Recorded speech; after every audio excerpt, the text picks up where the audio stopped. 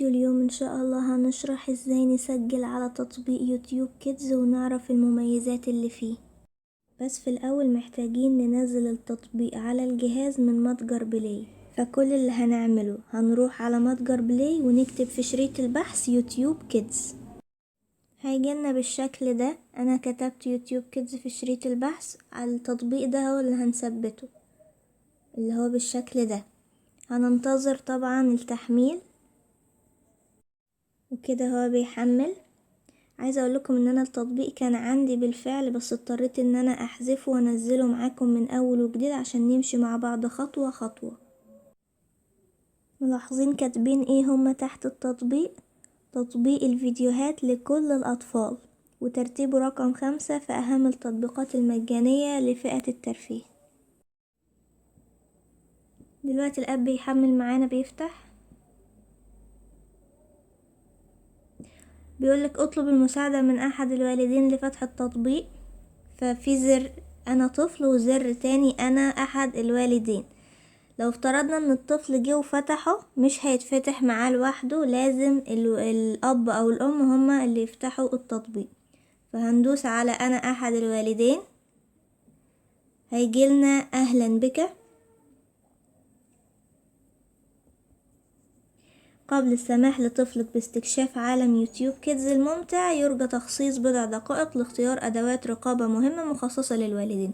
هنحل المسألة دي علشان يدخلنا جوه التطبيق. طبعا لو جربنا نحلها غلط مش هيتفتح معانا. اختيار تجربة محتوى لطفلك. سيؤثر اختيارك على نوع الفيديوهات اللي هتكون متاحة في التطبيق اللي هتتعرض للأطفال. ففي أطفال الروضة 4 سنين وأقل، وفي المحتوى اللي أنا يعني هوافق عليه بنفسي.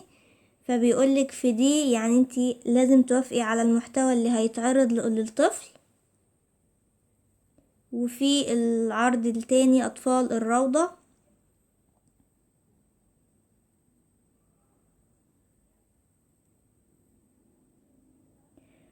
وفي الحتة دي هما بيقولولك من تحت كده هما مراجعوش كل الفيديوهات يدويا. ودي الأطفال الأصغر سنا، يعني من 5 سنين ل8 سنين.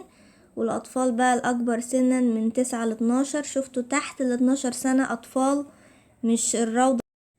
طبعا احنا اخترنا أطفال الروضة وجبنا الجولة للتعرف على الميزات المخصصة للوالدين. أول حاجة عشان نفتح الإعدادات أو نغير فيها. تاني حاجة عشان نبلغ عن الفيديوهات من العلامة دي.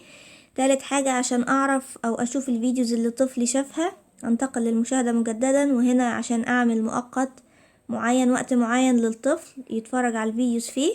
وهنا عشان أحفظ الفيديوز وأشاهدها بدون إنترنت. هنا هو بس هياخد موافقة علشان ادخل التطبيق من جوه زي اي ابلكيشن. بيقولك يعني وافق على الخصوصية، وافق على الحاجات دي علشان ننتقل لجوه التطبيق ونفتحه يعني. فهندوس اوافق من تحت كده. احنا دخلنا على الاب نفسه من جوه، ودي الواجهة الرئيسية ليه. هو في فيديوز بس زي ما احنا شايفين، دي العروض. هو بيعرض لك فيديوهات يعني. حساب. دلوقتي احنا هنعمل ملف شخصي للطفل. هنا هندخل سنة الميلاد بتاعتنا احنا، بتاعة الاب او الام. فانا دخلت السنة بتاعتي اللي انا اتولدت فيها. فهيجيبنا تاني للجولة دي، هنعيدها. وده الحساب بتاع الطفل اللي هنعمله باسمه.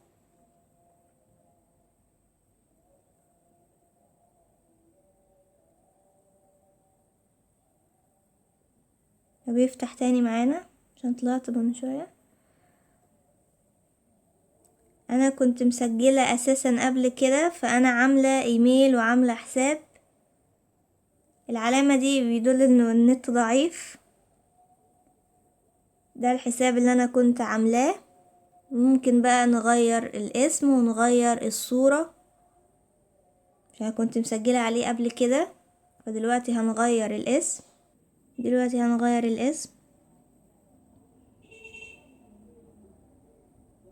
هنكتب بقى اسم الطفل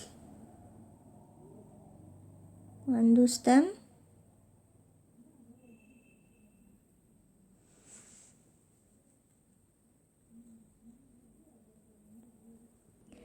بعد كده دخلنا على الاعدادات، ممكن ان انا اوقف الموسيقى بتاعة التطبيق واعمل رقم سري للملف بتاعي. خلاص ده الملف بتاع الطفل. هنا بقى رجعنا تاني للصفحة الرئيسية. دي الفيديوهات اللي انا شفتها قبل كده، عشان انا كنت بقول لكم كنت عاملة حساب مسجلة على الاب قبل كده، فدي الفيديوز اللي انا شفتها. دي الفيديوز المقترحة،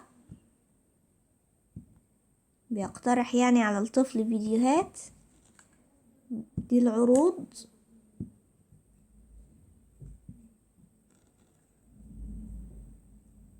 ودي موسيقى اغاني، يعني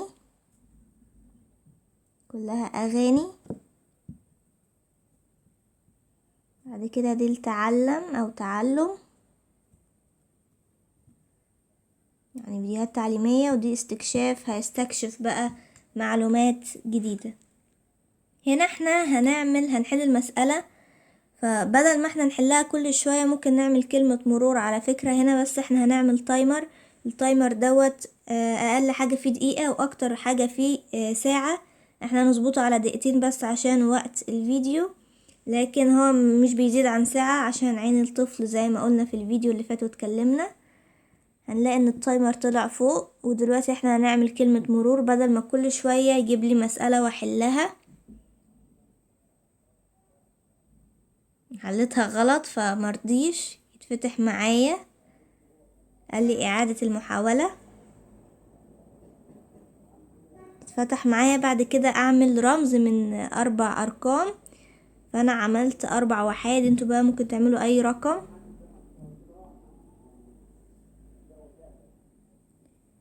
هنا الفيديوهات اللي بلا انترنت هنحفظها عن طريق ال3 نقط دي، وندوس حفظ او علامة تنزيل. هيتحفظ هنا واقدر اشوفها بدون انترنت. رجعت للصفحة الرئيسية تاني.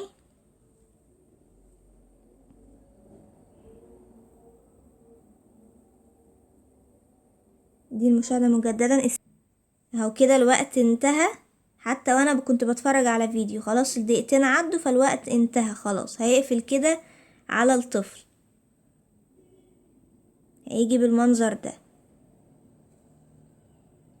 من العلامة اللي من تحت. ممكن انا خلاص اخرج من المؤقت، وهينقلني للصفحة الرئيسية تاني او الفيديو اللي انا كنت بتفرج عليه والوقت انتهى فقفله.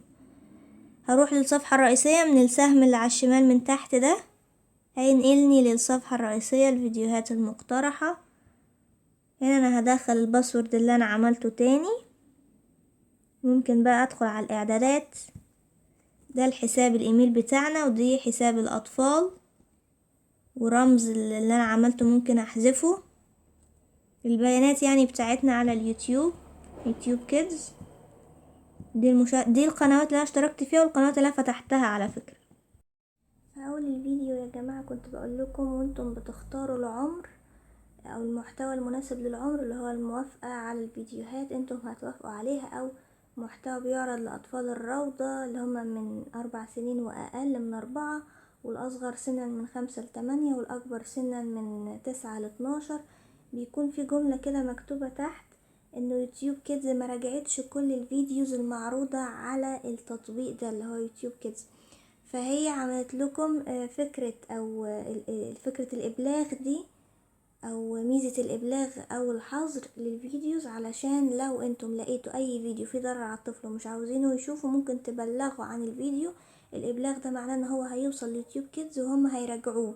هما بيقولوا لكم ما راجعوش كل الفيديوز بشكل يدوي، فعملوا لكم ميزة الابلاغ والحظر. الحظر دي يعني هتلغوا ظهور الفيديو من قدامكم خالص، ومش الطفل مش هيشوفه. والابلاغ هتبلغوا عن الفيديو ده لليوتيوب كيدز، وهي بقى تراجعوا لو فعلا الفيديو دوت مش صح انه الطفل يشوفه، هيحذفوه من عندهم خالص. تمام. وبكده نكون وصلنا لنهاية الفيديو. بتمنى تكونوا استفدتم منه جدا. ما تنسوش انكم تتابعوني على الانستجرام وتنضموا لقناتي على التليجرام. هسيب لكم الروابط في اول كومنت. ان شاء الله اشوفكم في فيديو جديد قريب. مع السلامة.